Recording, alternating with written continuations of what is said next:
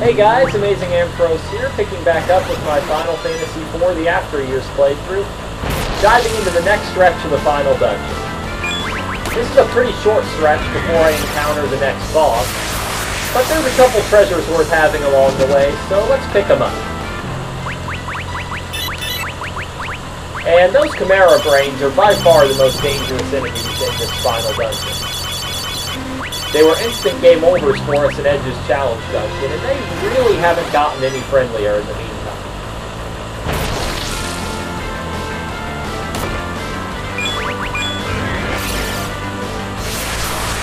And again, Edge is just a hero here.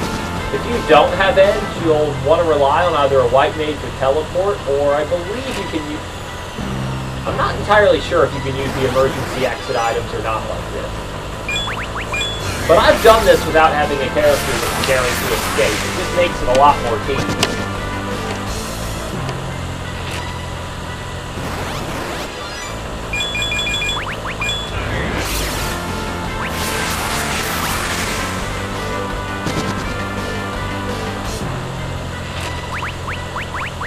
And this is another clever use of those movement spells, in this case using Warp so I don't have to backtrack through the whole area.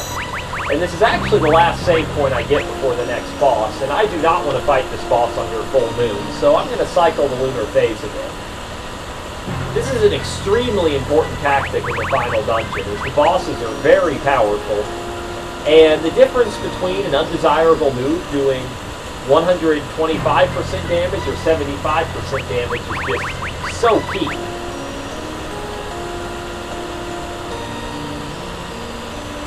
Now, if I were being really aggressive, I would have left it on New Moon to improve my own damage output with Jump. But I'm feeling more defensive, so I'm going with Waxing Moon, which is basically a guaranteed victory.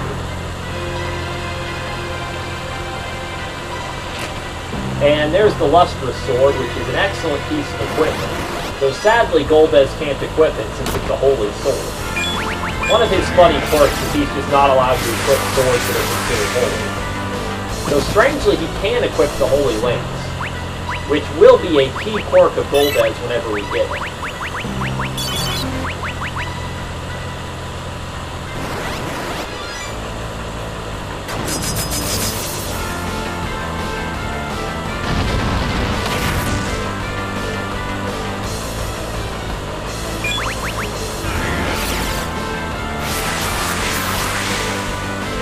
And the monsters are really enjoying killing Form right now, which annoys me, but Phoenix Downs are really cheap, and I can always buy a new stack of them whenever I want, so kill her away, I guess.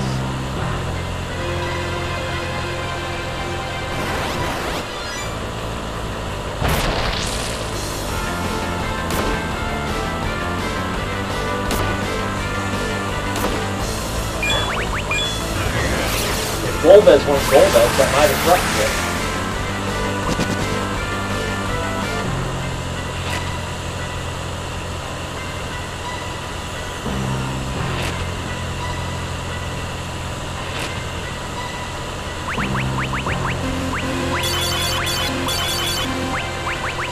And I need to do some serious party rearrangement here, as this next boss is just not realistically fightable with the magic-based party.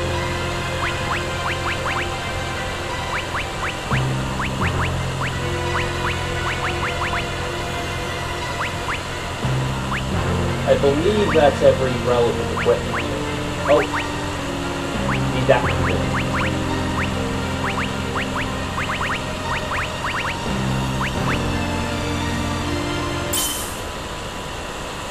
And this fight's the Magus Sisters. You might think it's like a 3 versus 5, but there's really only one of them. Cindy is the only real target.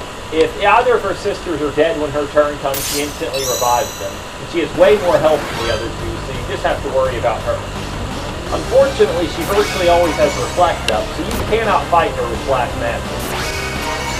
Double unfortunately, she counts as a character who's in the back row, so your physical characters do relatively poor damage to their row-affecting attacks. You see Edge only did about 400 there.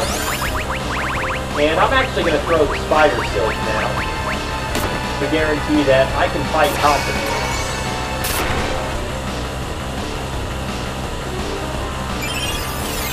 And a lot of characters are going to die in the course of this fight. Basically, just don't waste Rydia's turns bringing people... Don't waste Rydia or Kain's turns bringing people back. And otherwise, just try to stay in the game.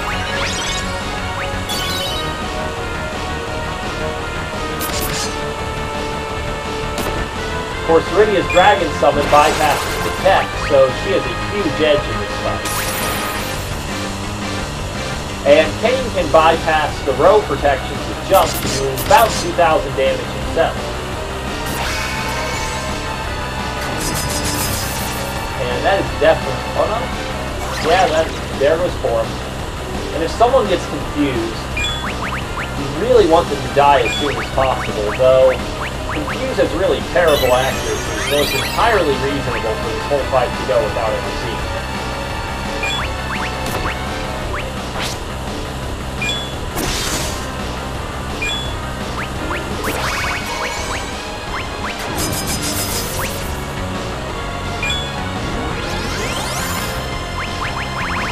And I'm going to throw another Spider Silk, because I have plenty, and I'm getting really tired of those dodging spells.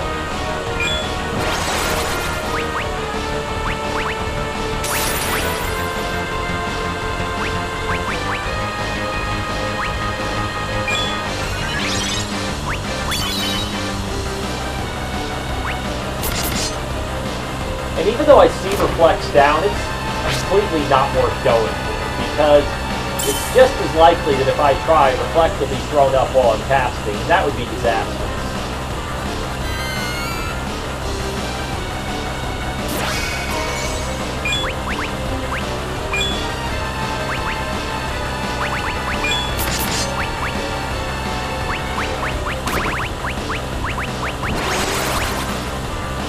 And unfortunately, Kain still has a really shallowing P pool, because that band is doing fantastic damage. And there goes Cindy, and the fight is effectively over.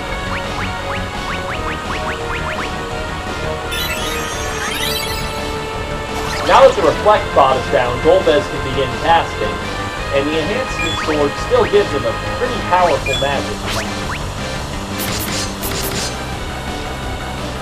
So they're both really worn down from all the dragon summons.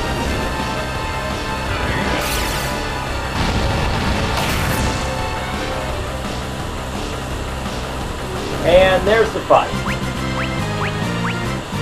And another double level for 4. If you didn't bring the same characters I did, particularly not Rydia or Kain, you just kind of have to improvise. Another strategy you could use, if Golbez had gained one more level for you, you would have learned Quake, which also bypasses Protect, or Reflect rather, and that would just totally devastate them.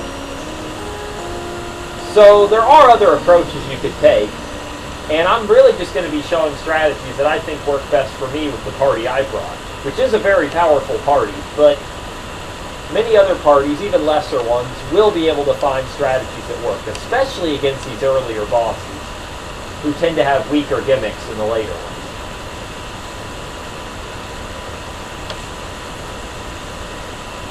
And unfortunately, this scene doesn't get us any new bands, though Edge's followers weren't exactly useful characters anyway, so even if we did get a new band, I would certainly never use it.